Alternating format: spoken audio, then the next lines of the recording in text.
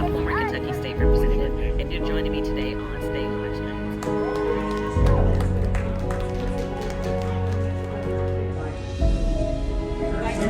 We will continue to provide updates as we have more information.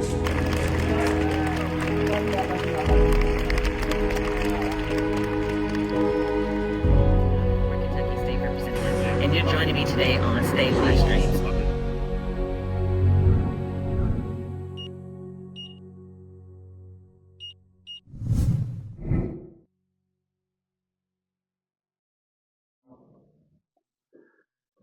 Good evening, everyone. My name is Lyndon Pryor. I'm the president and CEO of the Louisville Urban League, and it is my honor to welcome you to now the third of our series of forums for JCPS Board of Education candidates. We are here live at Eastern High School, which is in District 3, where we will be meeting the candidates tonight. And so I want to first thank Eastern High School, the administrators and staff here who have allowed us the use of their facility and who have welcomed us into their school. I also want to thank JCPS, who has helped us to coordinate these events across schools, at schools across the district over these 2 weeks. And so I hope that you at home, those of you who are watching online, will have the opportunity to come and join us at a future forum or have joined us at a past forum, because it is important for us to be in the school buildings that are going to be impacted by the decisions of the folks that we elect. These forums are hosted with a coalition of partners, and so we are so grateful to our partners for these events. We have partnered with the NAACP, the League of Women Voters, Black Leadership Action Coalition of Kentucky, the National Council of Negro Women, Clout, the Links, and ADOS. We could not do this event without the partnership of many. And to have so many partners also shows just how important this issue is, this election is to so many across our community. And so thank you so much to all of our partners who have made this series of forums possible. So tonight's event is part of a larger campaign that the Urban League has launched. It's called the Power Shift. The Power Shift is a messaging and mobilization campaign designed to turn out voters for the November election. This is incredibly important because we don't have a registration problem in Kentucky. We have a turnout problem. We need people to actually show up and vote. And so part of what we are doing is finding ways to engage those individuals who might not ordinarily vote. What we need for each one of you to do, those of you here in the audience, those of you who are watching online, we need you to go to thepowershift26.org and pledge to vote. When you pledge to vote, it is showing us that you are committed to showing up in November. But don't just pledge for yourself. What we are asking you to do is to then share that with other individuals in your circle, in your family, in your community, in your organization. Get them to pledge to vote as well. Why is this important? It is critical because not only does it show a sign of commitment, it puts people down so that we can hold them accountable to say, hey, you said you were going to vote, and now let's make sure that you do it. But it's also important for us so that we can remind you of important things as the election draws near. Sometimes there are changes with polling places or rules and those sorts of things, and we want to make sure that people are involved. The other thing is it allows us to share information about programs just like tonight, forums, and other informational and educational opportunities to learn about candidates, to learn about policy, things that are on the ballot that are going to impact us all as we move forward in this election. And so please remember, thepowershift26.org and pledge to vote right along with it. Now, as we prepare to enter in today's forum, and again, it is a forum, it is not a debate, and there is an important distinction there because these candidates are not debating one another. They are telling you directly what they feel about the issues and the questions that are asked towards you. There are a couple things that I want to make sure that you take note of. One, for District 3, where we are having the forum tonight, there are 4 candidates running. I have made it a point in the previous 2 forums to note that there have been candidates who have either not responded to the invitation or who did respond and say that they would be there and who did and then chose not to show up. somewhat similarly tonight, we have 4 candidates who will be on the ballot. We have 3 candidates who are present here tonight. But I will say something slightly different. Taylor Everett, who is not here tonight, from the time that we actually launched and invited people months ago, wanted to be here and unexpectedly had a change. But he has been very proactive in trying to make sure that he was as engaged as engaged as possible. He even offered to be here virtually if he possibly could. That was just something that we could not do for him. And so I do want to make note of the fact that while Mr. Everett is not here, he has made every attempt to at least try to be present and engaged, and he has agreed to submit answers to questions at the request of the Urban League. And so do with that as you will, but I just wanted to make sure that that is noted. One other note around the candidates is one of the candidates who is here tonight, Gay Adelmann, has, you may be aware of, has faced a challenge with regard to her ability to run in this district. That process is still moving through the courts, but she has not been removed from the ballot. She has not been removed from this district, which is why she gets to participate in this forum tonight. And so just those things for your consideration as we move through the forum. And so now I get to introduce our moderator for tonight. And I'm pleased that the moderator for tonight's forum is one of our own at the Louisville Urban League, Ms. Michelle Randolph, who is our Director for Youth Development and Education at the Louisville Urban League. Michelle brings a wealth of experience and knowledge to education and particularly to JCPS because that is actually the last place she was employed before coming to work at the Louisville Urban League. So we are excited to have her on board at the league, but especially excited to have her here to moderate our discussion with our candidates. And so with that, I will turn it over to Michelle. Thank you all. Please enjoy the forum. Share this news and information so that others can be informed as they exercise their vote. Thank you.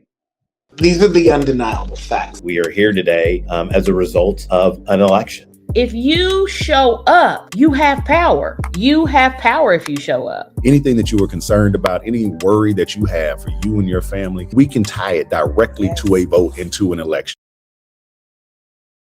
I'm Michelle Randolph, and I will serve as your moderator this evening for this JCPS School Board Forum for District 3. We are going to begin tonight with having each of our candidates give us an introduction. They will have 2 minutes. They've already drawn numbers, so we will start with Ms. Adelmann here directly to my right. There is a clock in front of you, and so you will have 2 minutes to give us an introduction. You may begin. Thank you, Michelle, and thank you to the Urban League for hosting our forum this evening. My name is Gay Perry Adelmann. I go by Shay, so you may have heard me referred to as either. I'm originally from Texas. I've been married to the same man for 37 years. We've been together for 40 years. He's a retired engineer from GE. I have 2 adult sons, my youngest of whom graduated from the Academy at Shawnee in 2016. And he went on to attend the U.S. Naval Academy and commissioned in 2020, and he's currently an active duty Marine. He had a wonderful opportunity at the Academy at Shawnee, and I became that school's biggest cheerleader. And that is when I found out that some people don't want some schools in JCPS to succeed. And so I became an advocate, and I formed an organization called Dear JCPS. And parents and teachers and educators and students and community members would speak at board meetings, and we would use our 3 minutes as effectively as we possibly could. But times have changed. And so one of the reasons that I'm running is because I've been a teacher myself. I've been a PTA mom. I'm a public school graduate. I've lived in 8 different school districts in 4 different states, and I've seen how things can work, and I see how things are purposefully sabotaged in some cases, and I don't think it's right. And I want to use this platform to sound the alarm and raise the awareness, because I originally moved to Kentucky when my boys were in grades 4 through 8, and we moved back. We lived in rural Kentucky, and we moved back in 2012. So I've been here since 2012, advocating for JCPS students, and I'm going to continue to do so until things change, because nothing changes if nothing changes. Thank you. Good evening. I'm Dr. Veda Pendleton, a native of Pine Bluff, Arkansas. I've been in Kentucky for 20 years. I've been a teacher. I've been a university professor. I've been a department chair. I've been a college dean. And I've been a literacy consultant and equity lead at Kentucky Department of Education that culminates in 31 years in education. I almost didn't run because I just said, well, you're retired. And then I said, well, because you're retired, you can refire. And so I have refired as an advocate for students and children everywhere. I'm appalled when I look at the reading scores and math scores that are on the website for JCPS. Most of our children are not reading on grade level, and most of them are not performing math skills on grade level. And so when the audit report came out, I wasn't surprised by much of what was in there, including the spirit of retaliation that exists in the district, because I had experienced that. And so when the report came out, I didn't have peace resting at night thinking about not running.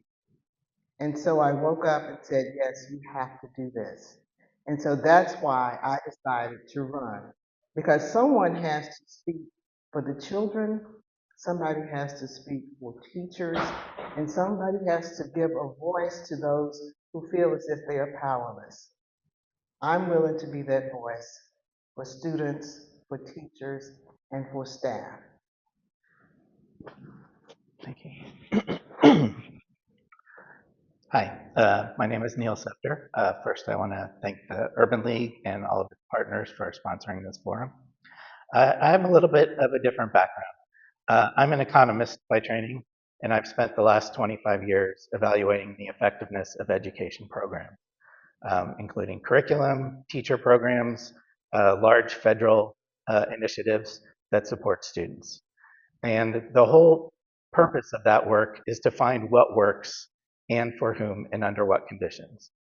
And I believe that the decisions made by the district, most recently in response to the budget crisis and some of the other decisions, including the choice of curriculum, were not evidence-based. And I believe they're disproportionately hurting teachers and students. And so as a father of 4 boys, including one who is attending No right now, I believe the district could do better in serving the students that attend the schools. Thank you. Thank you. We will begin by starting off with questions that have been submitted that we've collected through our policy department. And we will start off with Dr. Pendleton, since we started off with Ms. Adelmann in the beginning. So I'll read the question, and then once you begin, your time will start, and then each of you will then have the opportunity to answer going down the line from there, okay? Question number 1, regarding financial stability and board governance. The $188 million deficit exposed a breakdown in financial oversight and transparency at JCPS. What would you do as a board member to make sure the board is never again surprised by the true condition of the district's finances? Please be specific. I serve on the board of our HOA, and so with each meeting, our treasurer has to give a detailed accounting of our finances. That is not unreasonable, and everyone should expect that. One of the things that we can do is to insist on having an accurate report given at each meeting.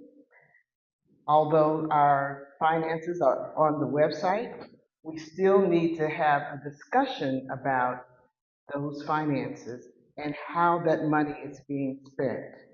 It's hard to make an academic decision without knowing what money you have to spend.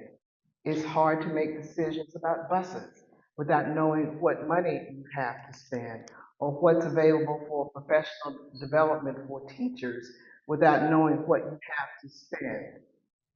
We have to hold the people responsible for our finances accountable, and they have to give an accurate report at each meeting for how the money is being spent. Thank you. Mr. Seftor? Thank you.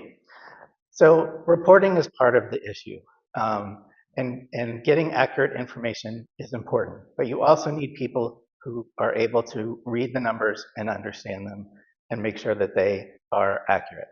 So there's a lot of reporting that is provided without supporting documentation or explanation for the different expenditures.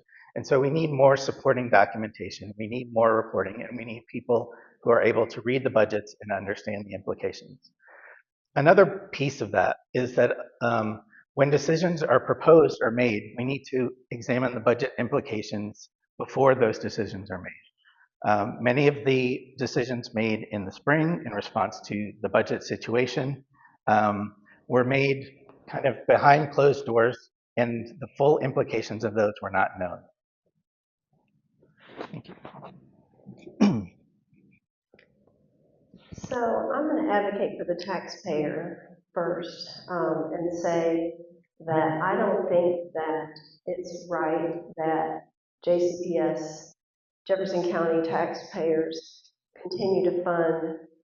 I think JCPS has been intentionally allowed to fall away because it benefits certain groups of people with certain bits of money, power, and influence. And in my advocacy, I have uncovered enough evidence to know that transparency is not the only thing that we need. We also need the truth. We need for our leaders to tell us what they're really doing behind the scenes and who's calling the shots and who's really influencing who gets appointed to some of these positions. And I would like to see taxpayers be alleviated from the responsibility of repairing someone else's intentional harm. I want to see lawsuits. I want to see real investigations. I want to see outside investigations, no more of these internal investigations where we say, oh, look, we didn't do anything wrong. Because that's what's happening, and I can document this, which is why there is a ballot challenge trying to get me removed from the ballot right this moment. Because they know what I say when I speak at these board meetings. They know that I've been behind the scenes in those rooms where they make those deals. I know what goes on. And I have 20 more seconds left, so I'm going to say the rest about my ballot challenge when I get another chance to speak. But thank you for that question. Thank you. Let's move to student learning and outcomes. We'll start with Mr. Seftor down at the end. JCPS continues to struggle with persistent achievement gaps between demographic groups. For example, reports show that only 36% of students are proficient in reading. What specific measurable student learning outcomes will you prioritize as a board member, and how will you hold the superintendent accountable if those targets are not met within your first 2 years? There's a lot of pieces to that question. You know, there's assessments and accountability that districts are required to do. There's the state testing for grades 3 through 8. There's also additional testing in the district for other grades. Last year it was the MAP, now it's switched to iReady. But those need to be acted upon and not just given to students and taken time. So I would set targets for achievement gains and make sure that the superintendent is accountable for those. I understand that the superintendent's going to have more power based on the recent legislation, but I think that makes the board's oversight more important. I forgot the rest of your question. So it was basically what are those student learning outcomes that you would prioritize and how you would hold the superintendent accountable if those targets are not met? Sure. So there's a lot of outcomes that are important. Student achievement on math and reading is a critical one, and one where we are seeing low numbers overall and large disparities across different groups. Those disparities need to be addressed by providing more resources to under-resourced schools and teachers. Another concern that feeds into accountability is the chronic absenteeism, which is much worse now than it was before the pandemic. And though there have been some efforts to improve that over the past few years, documenting those issues and referring them for legal action is not the approach to improve student attendance. And attendance is critical if we're going to improve student outcomes. Thank you. I'm going to piggyback on what he said because it's also important that we be aware about the huge disparities that exist from schools across our district. And when we look at metrics and we see them in their aggregate, they don't really tell the whole story. And we're not really addressing root cause issues. We're fighting for that top spot, which leads to more perks and more benefits and really just keeps the cycle going. So I think it's kind of a pointless endeavor to continue to talk about numbers and how we're going to improve them when we haven't really addressed the elephant in the room. We've got people that are responsible for these things happening in the first place that are still guarding all of the gates. And again, I'm going to reiterate, I don't want to be gloom and doom tonight, but there have been some things that have been allowed to happen that shouldn't, and I think we can all agree to that. And there are some people who have been able to skirt accountability time and time again. So in order to improve student outcomes, I'll bring it back to that, we've got, school is compulsory. Students are required by law to attend school, whether it's safe for them to do so or not, whether they have what they need or not, whether their teachers are engaged or possibly doing something they shouldn't be doing when no one's looking. And how can we expect students to come to school ready to learn and ready to be committed to improving scores that make us look good as adults? This is an adult-focused problem, really. How can we expect that when we're not disciplining our own adult bullies, the adult bullies and adult predators, the adults who groom and recruit? This is happening. You guys turn on the TV, watch the news. People are finally getting arrested for these crimes because there is a new law. And I'm out of time now, so I'll pass it to Veda. When you asked that question, my brain went in 1,000 different directions. As someone who's been in a school that has not been performing at high levels, I understand some of the discrepancies and disparities that occur. We all benefit from good schools, and all of the children in our schools are our children, and we are responsible for educating all of our children, not just some of them, not just the ones who come to school ready to learn. And we're also responsible for helping families. I didn't mention earlier, I have 5 adult children and 8 grandchildren. And one of the conversations I've had with one of my daughters is that African American families tend to be anxious about sending their children to kindergarten and to public school because they know in many instances they will not be affirmed. And a lot of times the thought is that they don't know anything coming to school when they know an awful lot. The other thing is white parents, on the other hand, are anxious to send their kids to school because they know they will be affirmed. Children come to school, parents send us the best that they have. A lot of times their needs are not met.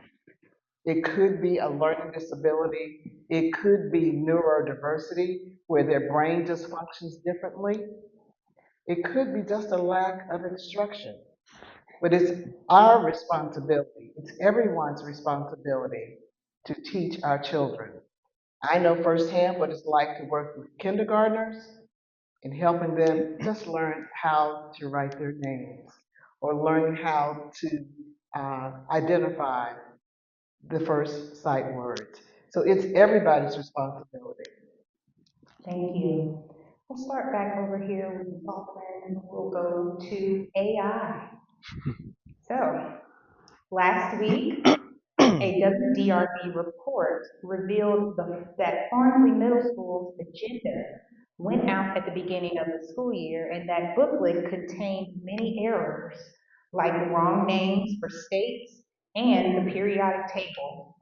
What guardrails should the district be putting around staff and students using AI in the classroom? So with every new technology, district leaders and employees and families face new hurdles and new obstacles and new discoveries and new threats. And AI is the latest threat, but it's the biggest threat that we've probably faced in my lifetime, and I'm 62 years old. And I don't appreciate that I see that we've got city council leaders and, again, people with money and power and influence disrespecting the will of the voters, our will. And I feel like the scandal of the booklet is something that is a careless mistake. I've worked in marketing, and we've put books together, and we've had people use shortcuts, and something didn't turn out the way that it did. There's a chain of command for that. If I'm on the board, that's not my job. We have a superintendent that we're responsible for, and that's it. Let them do their jobs. We need to empower educators and empower staff and take away this toxic culture of retribution and fear of getting in trouble and ooh, we can't let that get out because it'll make us look bad. They're so worried about not looking bad that they're not doing what's good. Let them do what's good. Let's have those constant threats of they're going to shut us down. The administration top down is also very bullying. So there has to be a complete culture shift, and that starts by changing leadership. I don't have anything against Dr. Beerwood. I haven't worked with him. I retired and quit doing advocacy for a while, and because I was beating my head against the wall, and nothing, it wasn't getting a different result. So I decided to move differently, but then I saw what was happening in JCPS again, and I'm a witness to so many of the things that people don't know, and somebody needs to be here to hold people accountable. So I came back for that, and I hope that answered the question. Dr. Pendleton, we'll move to you. Would you like me to restate the question? Yes, please. Sure. So last week, a WDRB report revealed the Farmsley Middle School agenda that went out at the beginning of the school year. That booklet contained many errors like wrong names for states and the periodic table. What guardrails should the district be putting around staff and students using AI in the classroom? Thank you. If you had asked me that question 2 years ago, I would have said absolutely not. As a writer, I cherish and hold dear the writing that I do, and I resent when other people use it inappropriately. However, over the past year, I've become friendly with AI. Now, we talk about artificial intelligence and using ChatGPT and Claude and Copilot and Gemini, those apps, but we all use Siri, we all use Alexa, Echo. Those are forms of AI, those are tools. AI is a tool. One of the things that I would do first is ensure that teachers have the correct professional learning about AI. And Harvard University actually offers a free online program about using AI in the classroom. That's important. The one thing that I've learned about using AI is it's important that you know how to think critically. You have to know the prompt, the correct prompt to get the information that is going to be most useful for you in making your decision. Unfortunately, I had two students in a university class use AI with a prompt that I gave them. And unfortunately for them, the AI gave both of them the incorrect answer, which they submitted to my class. And they were accused of plagiarism, and the plagiarism note is now on their academic record. But we have to teach people how, number one, how to think critically, how to write, and how to express themselves in some orally and in some written format. So the guardrail that I would put in place is you have to know how to use it. Now, the same thing happens with teachers pay teachers, and how sometimes I was in a class and the teacher had passed out worksheets that had incorrect information on it. So this is not anything new, it's just in a different format. Thank you. So there are a few issues with AI. As others have noted, AI is a tool. And just like any tool, people who use it need to understand how it works and how to use it. It is not sufficient to turn over your work to AI, just ask it to do it for you, and then use the results. So while AI generated those maps and other materials, somebody should have looked at them and verified them. It's not enough to just say, well, AI messed up, and give those out.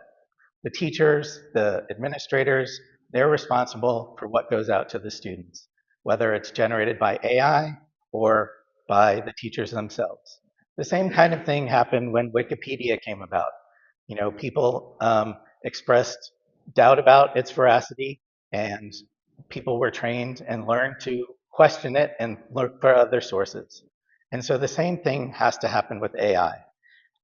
You're right, you need critical thinking to use AI.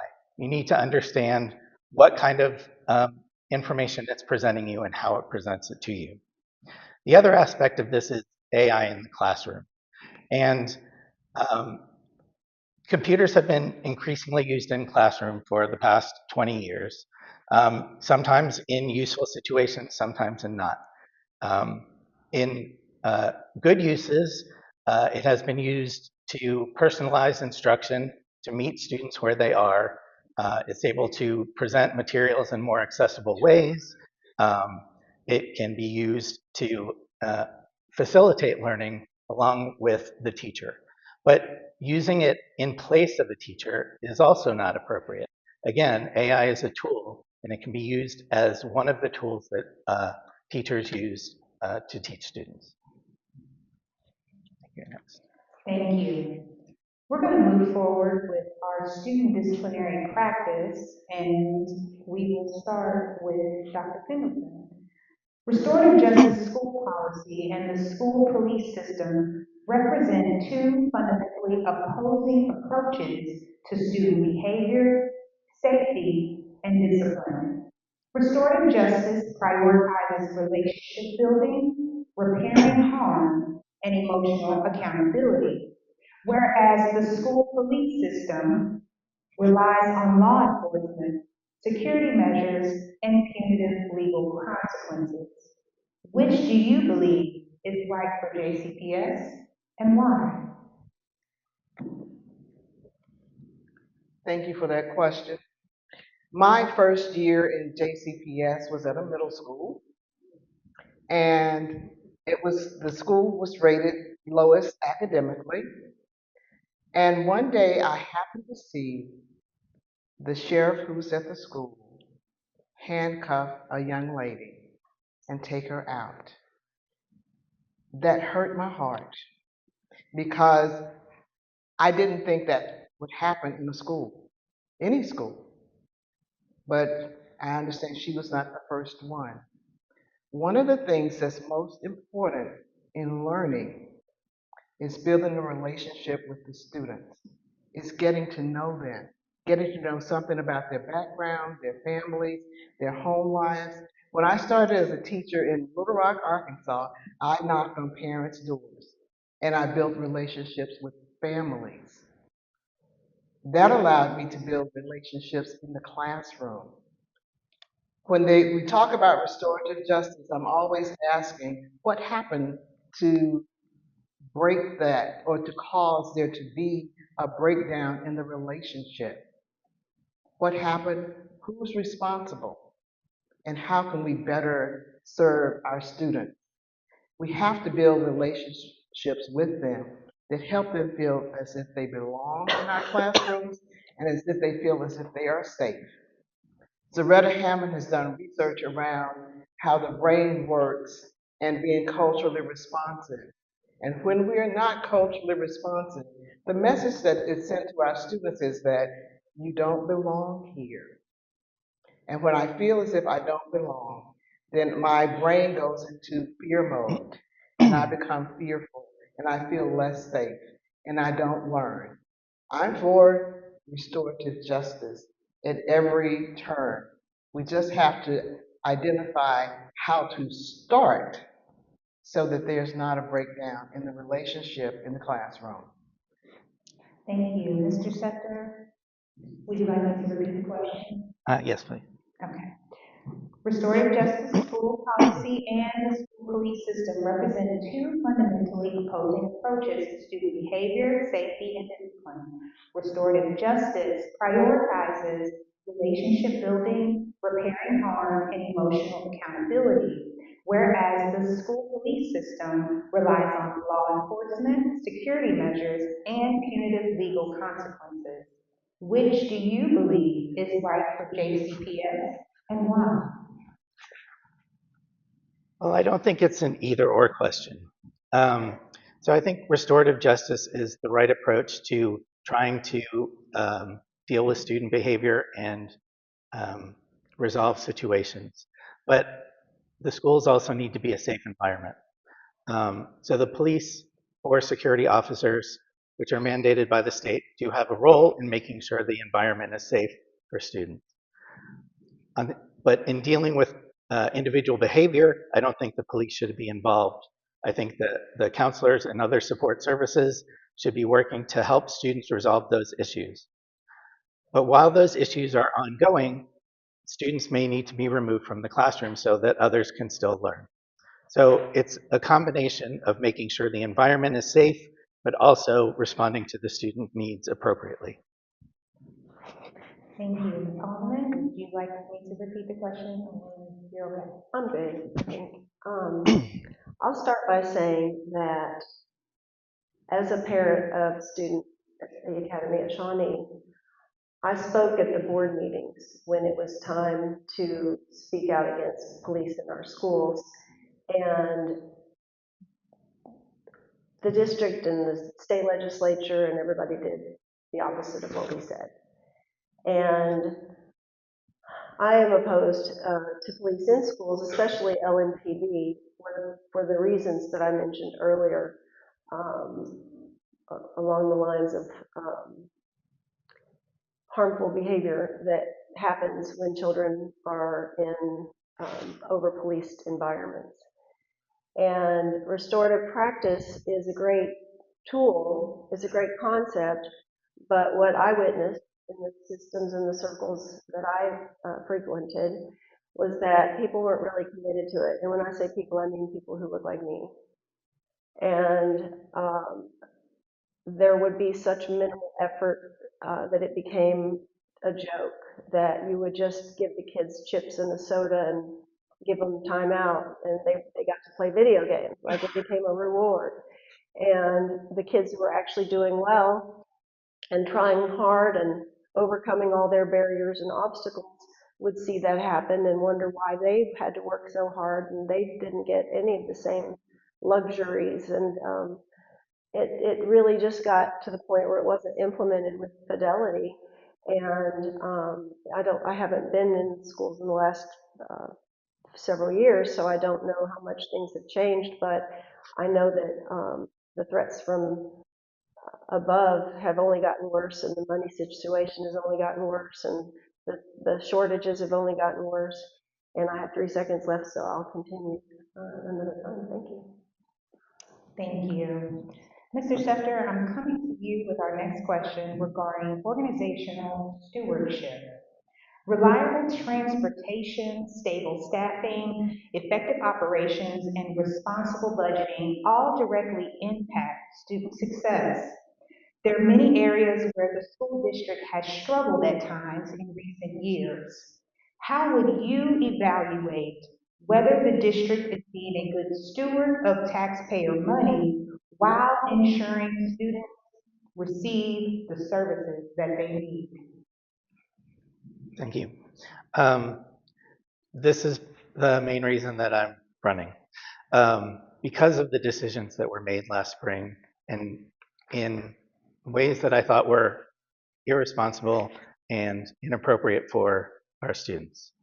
The decisions were made by the superintendent and his supporters to remove staff positions at the schools and remove programs at the schools rather than consolidating positions in the central office. The resources need to go to the students. That's the way that education works.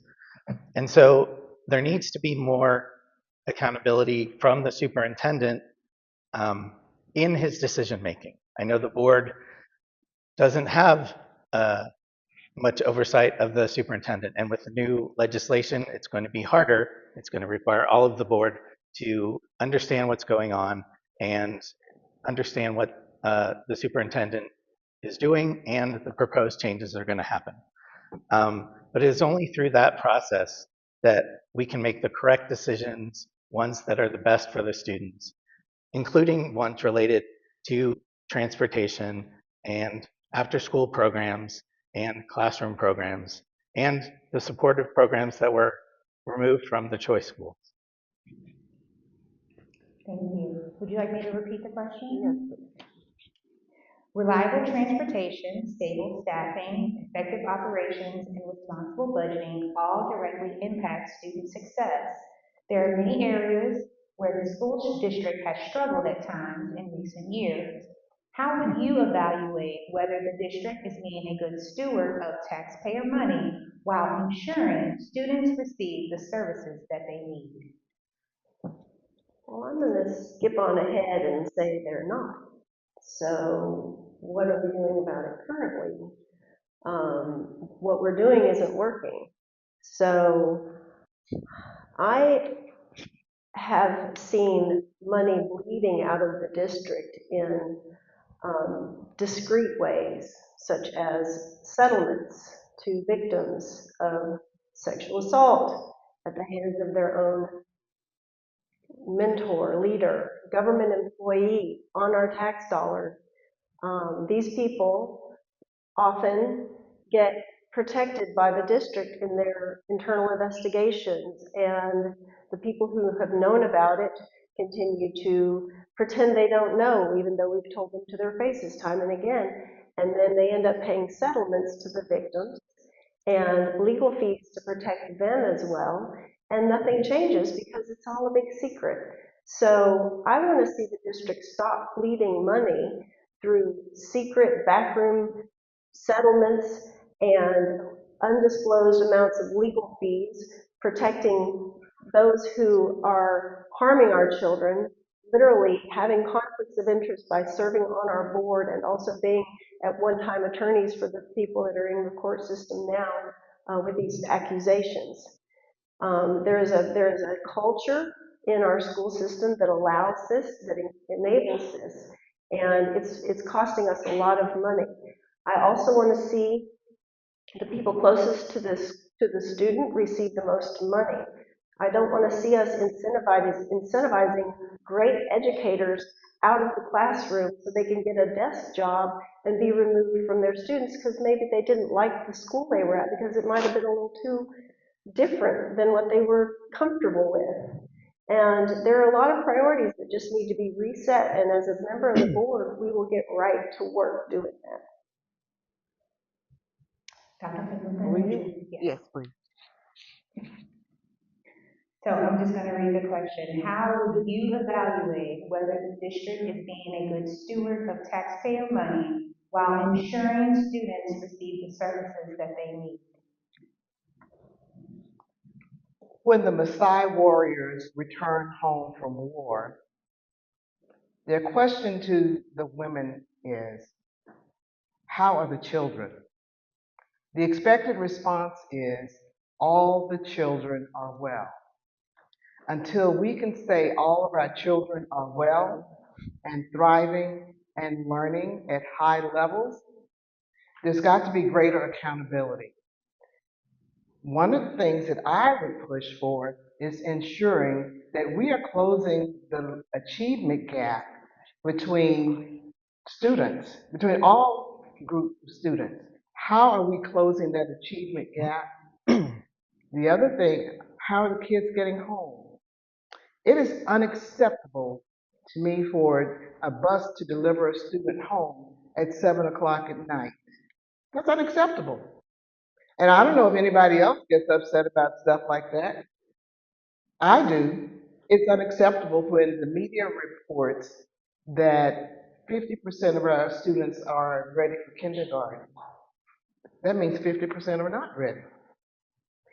There are so many inequities that exist in our district. Until we extinguish the inequities that are systemic, that were brought about long before any of us graced the face of this earth, until we work together to extinguish those inequities in learning, in how we discipline our students, and in how we provide opportunity for each and every student. We have to do that if we want, and that's how we evaluate how our money is being spent. Thank you. Speaking of money, we are going to transition for the last roughly 20 minutes of this by going towards our questions that we have received from the audience. So we're starting with Ms. Adelmann here.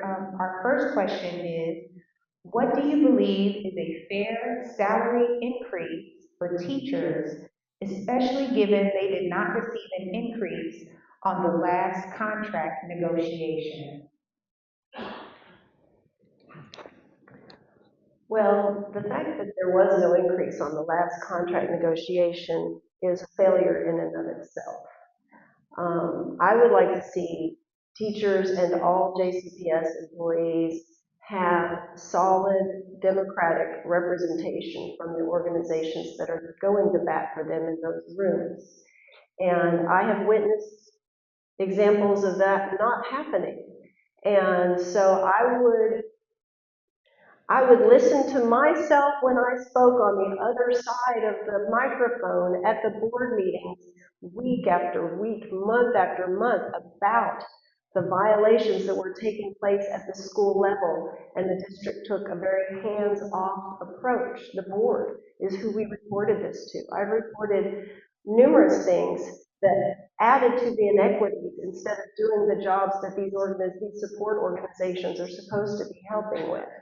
And I was not received well. I was labeled the problem. I was silenced and stifled. And so, again, I'm going to reiterate the reason I'm running for this position is to use this microphone. This event tonight was something that I was looking forward to. And I know I've said a lot of things that may make some people uncomfortable, but this is about our children, you guys.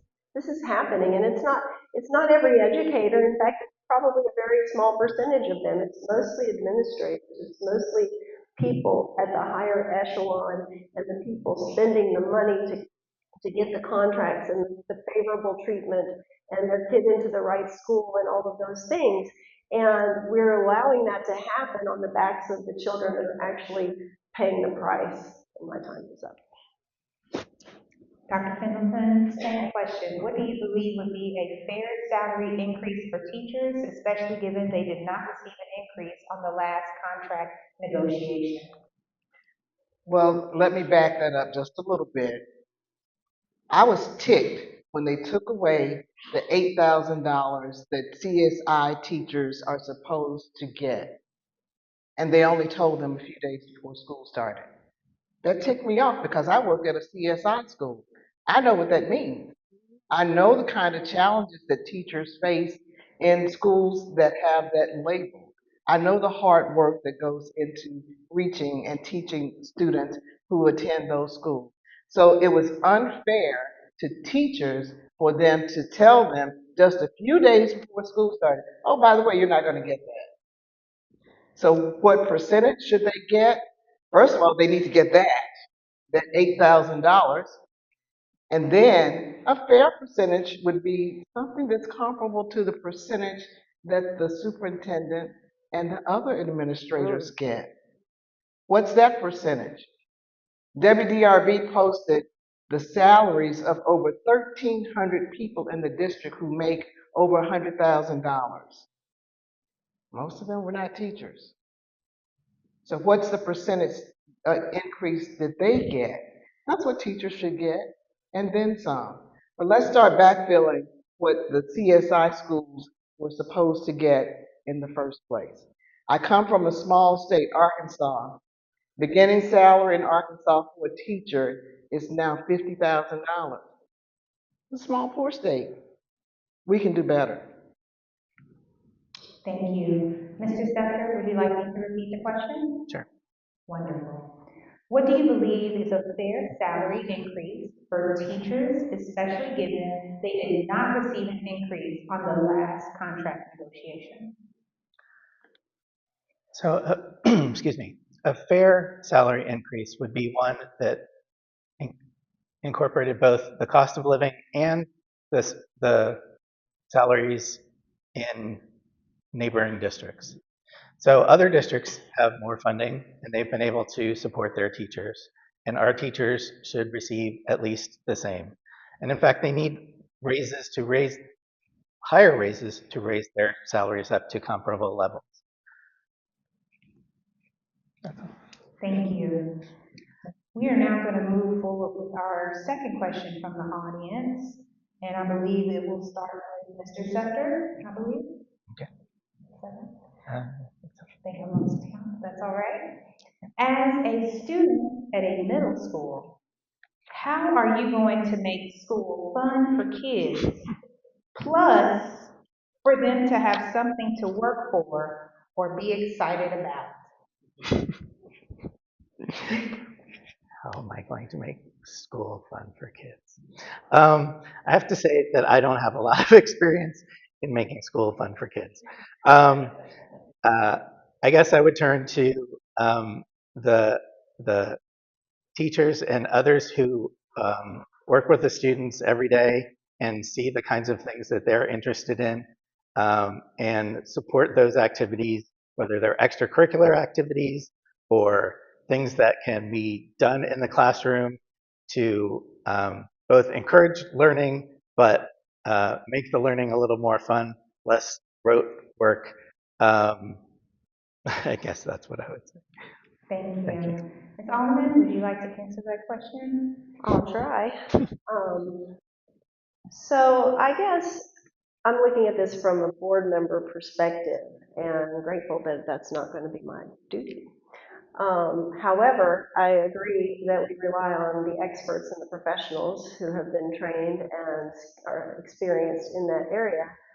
But I would also ask what fun really looks like, and is it the same for everyone? And are those opportunities for fun going to be the same for everyone, depending on their zip code, the needs they may have come to school with unmet, or even the lower resource availability at the school that they attend? And are we making sure that their needs are their basic needs are met so that they can focus on a fun learning environment. And the challenges are going to vary as you go from school to school, as I observed and as I even documented when I had to go to court to get data regarding the different PTA fundraising capabilities. And again, the rumor was that I was trying to destroy PTA or something. I don't remember. I'm a PTA mom, you guys, I'm on your side. But I wanted to demonstrate that there were some disparities and that there are some schools that don't have the same capability of making the same fundraising goals. And you know, we have to recognize that that only broadens the disparities. And so I was a big fan of our district of choice and the transportation opportunities that existed for our students that has recently been stolen from them. And we could have done a much better job actually making sure that students were being able to benefit from having the resources at their school, so there weren't so many disparities across the district. And it only gets worse every year because we haven't changed what we're doing. Nothing's changed. Dr. Pendleton, the same question. As a student at a middle school, how are you going to make school fun for kids, plus for them to have something to work for or be excited about? When I hear the word fun, I also hear the word engaging. I want students to be engaged in the learning. I was in a middle school classroom when Trayvon Martin was killed. And we had a conversation in our reading class. I had all male who were the lowest readers in 8th grade. And we had a talk about Trayvon Martin and what happened to him and why it happened to him. And I went to the principal and said, we've been talking about Trayvon Martin.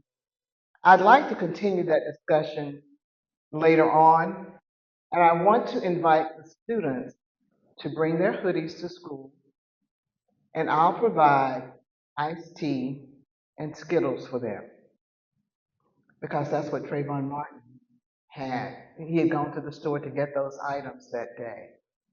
And so I wanted them to be engaged.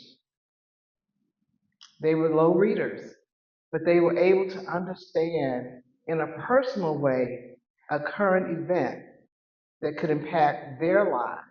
That's what learning is about. Not just the tragedy, but about life and about how what you're learning today will apply to you later in life so that you can do more than survive, so that you can thrive with the learning that you have. And so I want students to be engaged. If engaging means fun, you got it.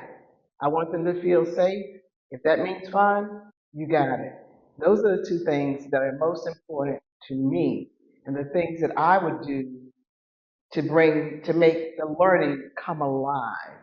But I also like experiential learning. I like field trips to plays and to different places. Thank you so much. We're going to go back to Austin here at the end, and that's a great segue for our next question that came from the audience. Do you believe that Black students are the lowest level academic students in JCPS? And if you do or do not, what do you base that on? There's some words that I would want further interpretation before I try to really answer that question, but can you repeat it? Sure. Now, this is a question from the audience. Okay. Do you believe Black students are the lowest level academic students in JCPS? What do you base your answer on? Now, I'm not trying to read into this question, but from my experience, they may be speaking to the fact that the academic gap and the achievement gap is much wider for students of color. And some people will make the narrative that it's like that because those students are the lowest level academically. Now, I'm just adding that on to explain, but kind of go from there. Do I think that the test scores represent our Black students accurately? No. I think that our test scores and teaching to the test and chasing data is an adult thing, again, and it creates an unhealthy, competitive, not a team-oriented environment. And there are just some things that don't work well in an education setting, and using scores like that to say that some students are better than others or excel in certain subjects when the tests themselves have been created in a way that standardizes children, it doesn't find exceptional children. So we're actually missing so many exceptional children. And because our Black students statistically show up at the bottom of the data, it means that they're missing out on more opportunities than our white students, if you're honest about it. And so I think that again, I really want to see us say, if we were to take, we have a lot of money in JCPS. At one point, are we at 2 billion? 1.76 billion. It's still 1.76-ish. Okay.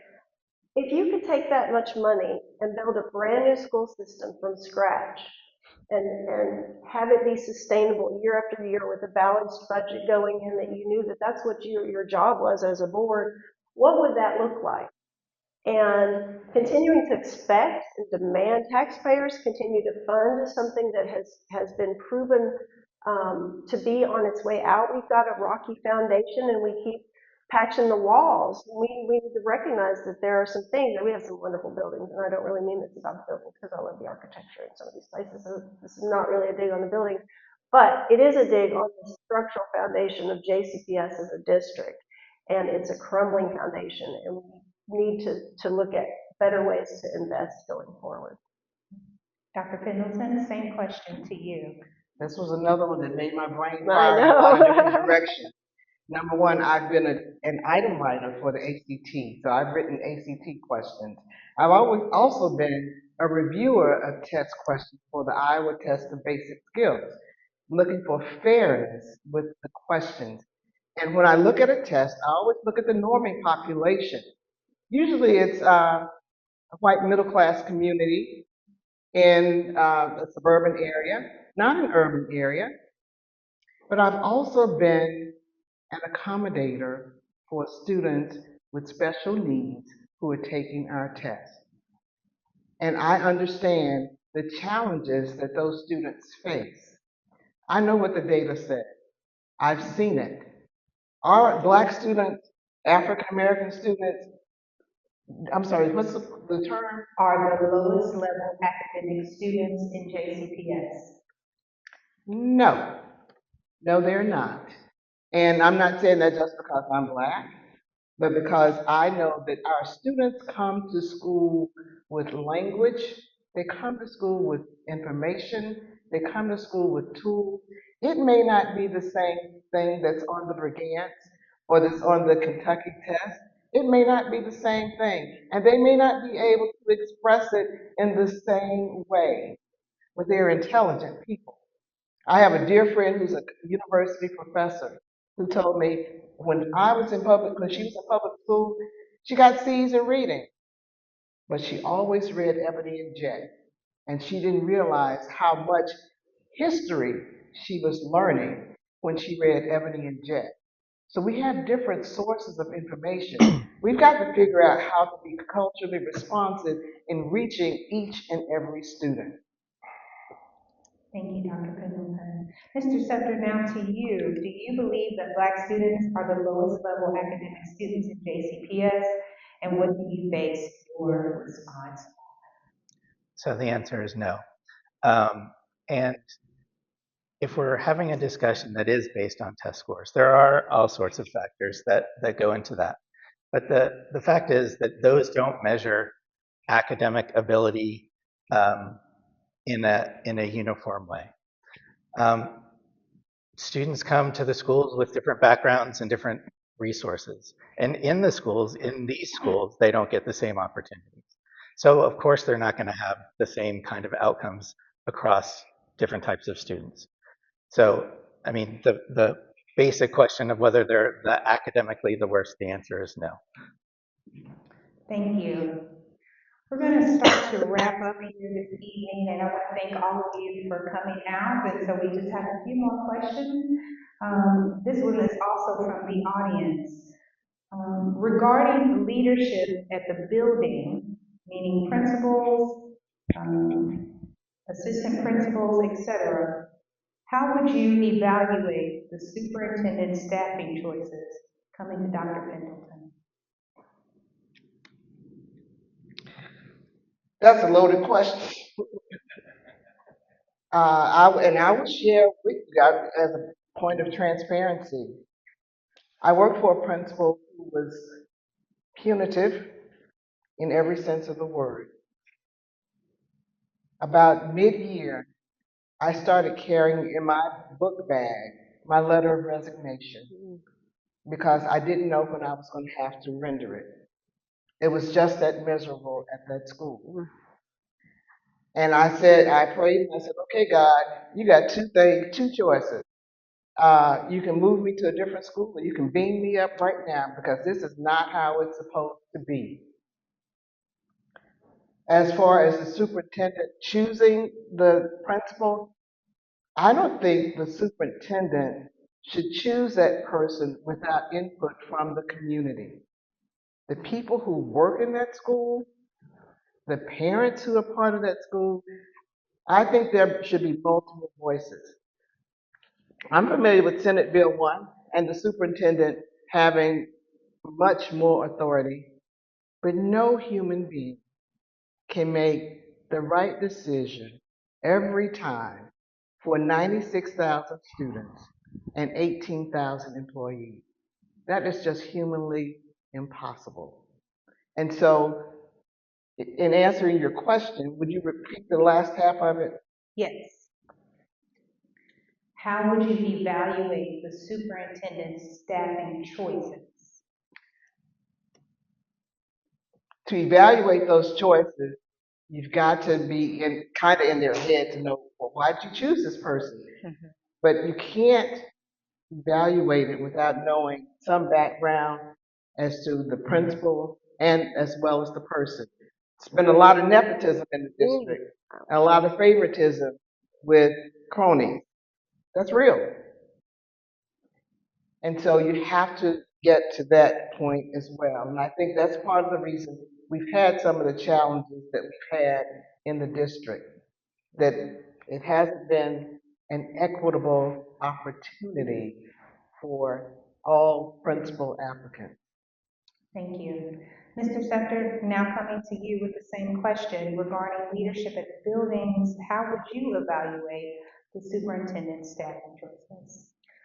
So I think the leaders of buildings are also accountable. So the way to evaluate whether they're doing their job correctly is to look at outcomes that they can affect. One of those is teacher retention. If the teachers are not happy and they're leaving, that may be an indication that there are problems at the school. That's one measure. But you also want to look at student outcomes, both academic and behavioral outcomes. If the principal is not running the school well, working with the staff, working with the students, those outcomes are going to suffer as well. So if you see those outcomes declining at a school after a new principal has been there, or declining over time with the principal, that is an indication that there's a problem. And if the superintendent doesn't do anything about it, the superintendent should be accountable for his choices. Thank you. And following up with Ms. Adelmann, go ahead, and we're asking the same question. How would you evaluate the superintendent's staffing choices? So as a member of the board, we're responsible for the superintendent himself and his performance, as well as policy and budget.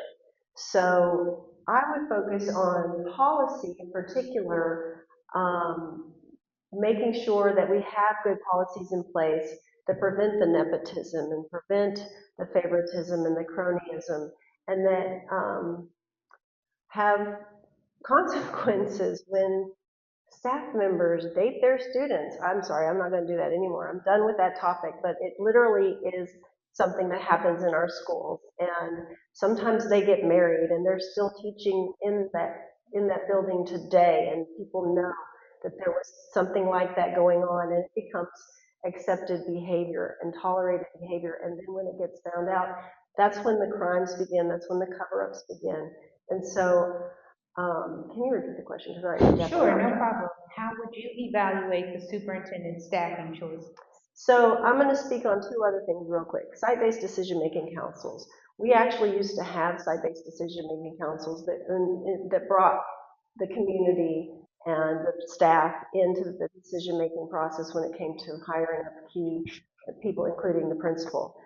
Some of our schools never had that authority in the first place. It was really just a dog and pony kind of thing, and then they ended up taking it away from everyone. So again, policy, I would bring back. We need another CARA, which was 30 some odd years ago.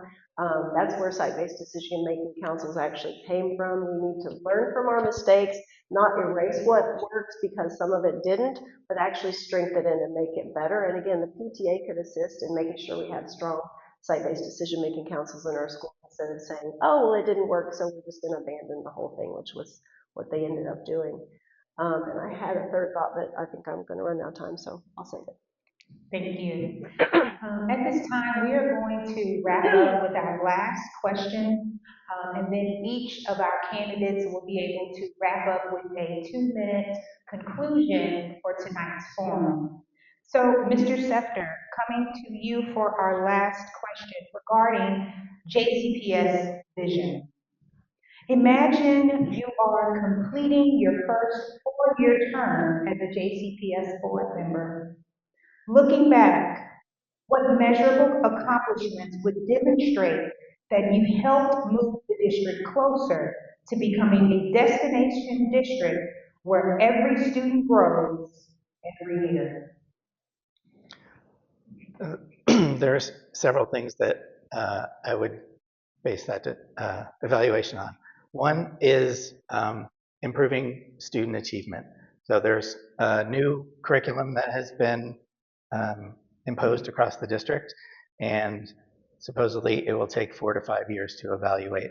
I don't think curriculum should take that long to have an effect. I would look at the impacts after 1, 2, and 3 years. In addition to student achievement, there's the reduction in the gaps between different groups. If those are not shrinking, that's a problem. Another thing is absenteeism. If absenteeism isn't going down over that period, then we're not being successful. Another thing is a balanced budget. By the time, in 4 years, if not sooner, we need to be able to have budgets that are not running at a deficit and we are able to cover the expenses that we need to cover. Thank you. Ms. Adelmann, same question. Imagine you are completing your first 4-year term as a JCPS board member. Looking back in a reflective mode, what measurable accomplishments would demonstrate that you helped move the district closer to becoming a destination district where every student grows every year? So my background is marketing, business, and market share is a great measure for success of your brand. And when I first moved to Louisville in 2012, the district was crossing over 100,000 students.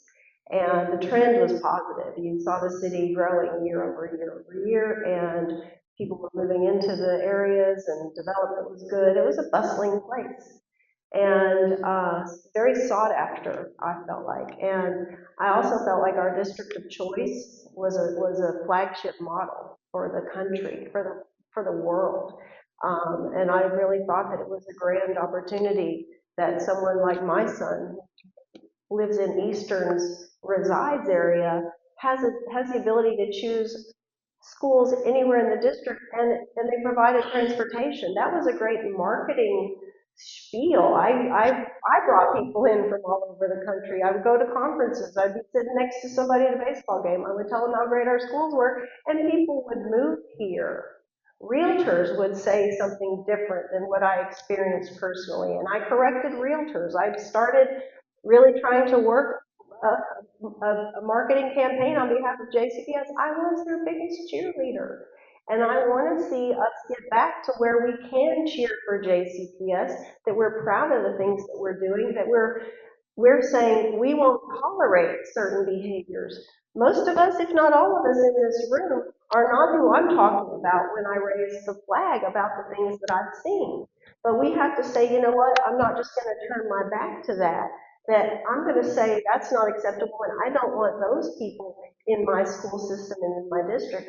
And real quick, I'm running out of time, but this is important. We have to make sure that we don't let them retaliate against mandatory reporters who are doing their jobs when they report crimes against children. And that is a good note to end on. Thank you. Thank you, Dr. Pendleton. Same question. Imagine you are completing your first 4-year term as a JCPS board member. Looking back, what measurable accomplishments would demonstrate that you helped move the district closer to becoming a destination district where every student grows every year? Thank you. One of the things that I would look for would be to have the test scores flipped. Instead of 24% of elementary school students reaching proficiency and 22% middle and high school students reaching proficiency in reading, I would like to see it flipped so that it's 76% and 78%. That's what I would look for. One of the things that our children are lacking is the ability to comprehend text. The science of reading has duped us again, and they have us thinking, oh, the most important thing about reading is decoding. Well, actually, it's encoding, which is making meaning of print. Many of our students don't know how to encode, they don't know how to annotate text, and they don't know how to recode, and that is write it out or write what they understand. That's the change that I want to see. As an accommodator on the state test, one of the things that I've noticed is it's all reading. They may have 30 minutes of computation in math, but it's all reading. It's all critical thinking. It's all understanding the text. In adulthood, you rarely read out loud. You read for comprehension. That's what I want more than anything else for students in this district, is to be able to read and understand at high levels. That's how we change everything. Kids don't come to school sometimes because they can't read and they don't want to be embarrassed. I've heard teachers as low as third grade say that there were certain things that they weren't going to teach their kids because they didn't need to know that. Well, yeah, you do. If it's in the curriculum or if it's in the Kentucky academic standards, they need to know that. Somebody's already determined that. But I want kids, the one thing that I would look for is reading comprehension and kids' ability to perform based on their reading skills. Thank you so much. We are actually going to give you all 1 minute to close instead of 2 for the sake of time. So we will start with Ms. Adelmann again, since she started us at the beginning. You will get 1 minute. There is a timer in front of you, and so once you begin, you can have your 1 minute closing statement. I don't even know where to start. GPA for JCPS is all you need to remember on the ballot. I will tell you that I was considering only running up until the deadline to withdraw. People who know me know that I've done that before. I've done it since college, actually. I don't want anyone to run unopposed, and I don't especially want incumbents to run unopposed and not have to show up in forums and answer for the decisions that they were party to in the past. And so I had been considering withdrawing before the deadline, and then I got hit with the ballot challenge, which actually kind of piqued my interest and made me wonder what they're afraid of. And so I'm still weighing my decisions. I have until 4 o'clock on Monday to make my decision. If the judge doesn't make one before then, I've even petitioned 2 different judges to be heard during motion hour Monday. So I'm leaving it in fate's hands and God's hands. This is not up to me. I'm just doing what I was told by God, and that is to run in such a way that I can win, and the rest is up to them. Thank you, Dr. Pendleton. Thank you. I am an eternal advocate for children. I think children should be loved, educated, and protected at all costs. You do whatever you can to make sure that they are learning and achieving at high levels. Every day I wake up asking myself the question, who is benefiting from the way things are and why? And who is not benefiting from the way things are and why? We have an obligation to educate our children, all of our children, every single day. And that's what I'm for. I'm also for teachers and ensuring that teachers have the tools and resources that they need in order to be effective in the classroom and to create safe learning environments for each and every student. And last but not least, Mr. Seftor, your 1 minute to close us out. Thank you. I'm running because I think we need a different perspective on the school board. I'm not an educator. I'm not an advocate for students, but I am an advocate for what is best for students. And I've spent my career trying to find out what is best for students in terms of programs that are in schools, what's best for teachers, and giving them the resources to do what works. And so I think the district needs more focus on that at this point in time. Student outcomes are critical, and they are the final, the end goal. But there are a lot of issues that need to be dealt with before we can directly affect those. All of those are inputs into what affects student outcomes. And I think we need more focus on decisions and accountability, and I hope to provide that. Thank you all so very much. I'm now turning this over to our Director of Policy at the Louisville Urban League, Ms. Felicia Newman.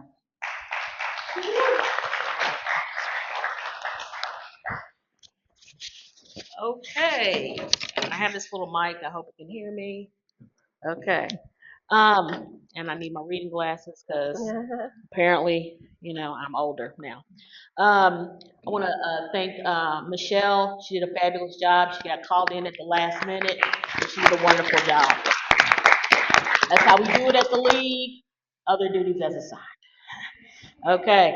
Our next JCPS forum will be on August 25th. Tuesday at Fern Creek. That'll be District 4's representatives. I want to remind everyone to please go to the powershift26.org, thepowershift26.org. You can register for that event. There are going to be 2 last events, the 25th and the 26th, or the 27th. Don't quote me on that. Go to the website. There you can also register to vote. You can also pledge to vote. We're trying to get all of our registered voters out there to register or pledge to vote. And have a good night, but you don't have to stay here. You can go on. I don't want to have to say that more than once. Good night. Good night. Thank you for joining us for this important conversation. I hope you learned a lot about our candidates for District 3. Be sure to like and share this video so that others can see who is running and what their positions are. This is one of the most important elections that we will have, and school board is one of the most important positions in our city. The future of our kids matters. Also, don't forget to visit thepowershift26.org, pledge to vote, join us in the shift as we move people power into action. Thank you.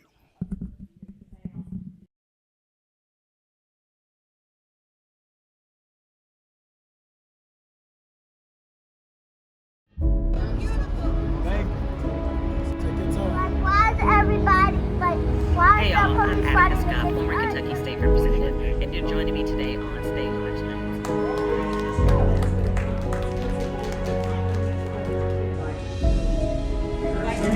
We will continue to provide updates as we have to our information.